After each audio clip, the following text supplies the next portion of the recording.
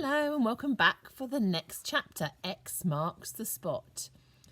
German or not, the pilot's a human being, I shouted over the general hubbub. So are we. We're not animals. Mrs. Wilcox glared at me, unimpressed. Who are you calling an animal, young lady? What I'm saying, I insisted, is that we should treat him the same way we'd hope they'd treat a pilot of ours. There's a war on, you stupid girl, the fisherman chipped in. An enemy's an enemy. Come here, Olive. Let the adults sort it out. Mrs. Drummond tried to take my arm, but I shrugged her off. Imagine if it was your son or brother, or your father, I pleaded. You'd want things done properly, wouldn't you? For a few people that seemed to hit home, there were nods and sounds of approval. Then a hand grabbed me by the scruff of the neck, startling me. Mrs. Wilcox pushed me towards the pilot. Go on then, she snarled, releasing me with such force I stumbled to my knees. You sort it out. The German was so close I caught a whiff of something bloody, sickly, like a butcher's shop smell. I could see his injured arm properly now, except it didn't look quite real.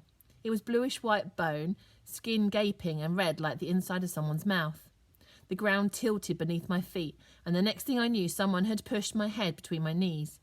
Mrs. Henderson was beside me, her arm round my shoulders. You had a little faint, lovey. And then a voice much louder than mine cut through the noise. What on earth is going on? Everyone fell quiet. Looking up, I saw Queenie, hands on hips, her gaze flitting over the crowd. I felt rather silly for fainting. She spotted Mr. Spratt. Did you allow this to happen? She asked in amazement. Now, just a minute, Mr. Spratt protested. I suggest you watch your tone. Queenie talked over his head. You should be ashamed of yourselves, all of you. People stared at their feet, embarrassed. As Queenie made towards the pilot, Mrs. Wilcox stood in her way. Can I remind you that this is my land? And this is my country, Mrs. Wilcox, during a time of war, so I'd advise you to step aside and let me escort the prisoner to where the military police can arrest him. Mrs. Wilcox didn't reply. I gulped uneasily, wondering if the mood of the crowd was about to change again. If you don't move out of my way, Queenie said frostily, you'll be in breach of international law, and with this crowd as my witness, I'll be taking you to the military crowd as well as our enemy here. The two women squared up to each other. Finally, with a terse sigh, Mrs. Wilcox moved back. The rest of the crowd parted to let Mrs. Henderson and Miss Carter through. They went straight to help Queenie, who was trying to get the pilot to sit up, but even the tiniest movement made him yelp in pain. His arm needs a splint, Mrs. Henderson was saying. The ground swung a bit as I stood up, but as long as I didn't look at the pilot, I was fine. The doctor needs fetching, Olive. Can you manage that? Mrs. Henderson asked. He's called Dr. Morrison and he lives in the last house before the church. I nodded. I knew where it was. Good girl, quick as you can.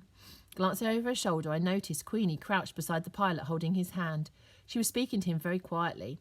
The one word I caught was 9. In a sudden moment of panic, I was sure she was talking about Suki's note, but then I twigged the tone of her voice. Calm, clear, sensible.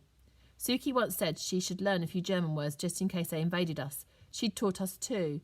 So she taught us no and yes. Please don't shoot, and do you have oranges? So I knew 9 wasn't just an English word. It was a German one too, spelled Nein. True to Mr. Spratt's word, by sunset that day the paint job was finished. Budmouth Point Lighthouse now looked like an enormous sandcastle and was probably about as much use as one. Surrounded on all sides by grey sea, grey sky and an even greyer beach, it was devilishly hard to pick it out. It made me ever more concerned for the missing boat from France. There were quicksands, rocks, all manner of hazards, Ephraim had told us. How awful it would be to escape the Nazis only to die the moment you hit the Devon coast. As soon as I told Ephraim about the washed-up suitcase, he went off in search of it. Meanwhile, Cliff said he still felt iffy, so Pixie Belly crawled under the blankets to keep him company, and I sat at the foot of his bed. I saw the German pilot through the binoculars. He was trying to turn the plane so he didn't hit us. Cliff looked flushed in the cheeks. I wasn't sure if it was the excitement of the near miss or a nasty fever causing it. Queen spoke to him in German, I told him. What do you make of that? Cliff pulled a face. That she's clever? It wasn't as exciting an idea as her being a double agent or spying for Great Britain, but it was probably nearer the truth. I was beginning to be rather in awe of Queenie. She had that quiet authority that made you respect her, even if she wasn't overly friendly. Unlike Suki, she didn't need everyone to like her. In her old baggy sweaters, I don't think she even cared. She simply did what she thought was right and stuck to her guns. It was this, to me, that made her impressive. Queenie's convinced Suki's not involved in any of this, I mused. What do you think? But Cliff had already fallen asleep. For a while I sat listening to the wind as it got stronger, making eerie whistling sounds at the windows. Then I started imagining huge waves crashing over a tiny boat and whoever's suitcase we'd found clinging on for dear life. Hoping to distract myself, I wrote a quick postcard to Mum. And you can see there, look, there's the postcard. Dear Mum, we went for a walk on the beach today with Ephraim's dog Pixie. She was so well behaved. You won't believe how much she loves Cliff, though this might be because he's always eating. All splendid here, like a holiday. So long, Olive. It was all lies, of course. Stupid, silly lies to stop Mum being sadder than she already was. Writing it didn't slow my churning brain either. So when Ephraim returned with the suitcase and called me to the sitting room, I took Suki's note with me. The suitcase from Vienna sat dripping on the floor. With the oil lamps lit, the stove hot and the blackouts closed, it should have felt cosy. Yet from somewhere a chilly draught breathed around our necks. The suitcase probably is from the French boat, Ephraim admitted miserably. Or it could mean they're very close, I suggested. Maybe they've landed already. Ephraim shook his head. It looks like it's been in the water for a few days. Which made me more afraid than ever to ask about Suki, but I had to know whether Ephraim, like Queenie, thought she wasn't involved. When you wrote to my sister, what did she talk to you about? I asked tentatively. Suki? Ephraim rubbed the back of his neck, embarrassed. That's not really any of your business, Olive. Not the sushy stuff, I said quickly, feeling myself go red. I meant anything about helping people trying to escape Hitler. Actually, she hasn't written to me for a couple of weeks. I don't know what I've said to upset her. I blinked, caught my breath. You don't know she's gone missing? No. He was visibly shocked. It surprised me, since discovering their connection I'd assumed he knew, that he was even part of it, even. What happened? Tell me. So I told him about the night at the cinema, about the tall man she'd gone off to meet, and how I'd followed her until she noticed and got angry with me. I showed him the note. It was a sorry sight, smoke-smeared and water-stained and still smelling of air raids. Ephraim leaned forwards to take it from me, but I didn't let go. Queenie says Suki's not working with you, I said, but I'm pretty sure she is. Ephraim shook his head. She isn't, Olive. Our contact in London was a Mrs. Arby. She was nothing to do with Suki. The name didn't mean anything to me. Either I slumped back in my seat. We chose Mrs. Arby. We all chose her because she was one of the best, Ephraim added. It was such a difficult run, sailing overnight from the northernmost tip of France to here, and now without their lighthouse functioning in this dreadful weather. He stopped dismally, but I was keen to keep him talking. Tell me about the code. How does it work? Ephraim glanced at the note in my hand. I still didn't give it to him, and I think he saw my determination. I wanted to crack the code myself. Everything's an opposite, he said. Try it. Spreading the note over my knee, I studied it once again. And here is the code. You can see.